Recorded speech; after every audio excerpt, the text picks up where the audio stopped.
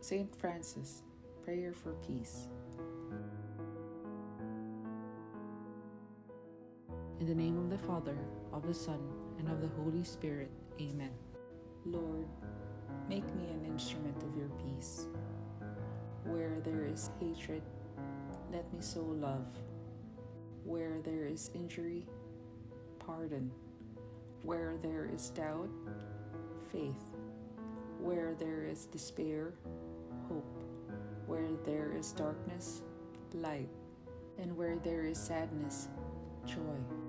O Divine Master, grant that I may not so much seek to be consoled as to console, to be understood as to understand, to be loved as to love. For it is in giving that we receive, it is in pardoning that we are pardoned, it is in dying that we are born to eternal life. Amen. In the name of the Father, of the Son, and of the Holy Spirit. Amen. If you like my videos, please comment, like, share, and subscribe. Thank you.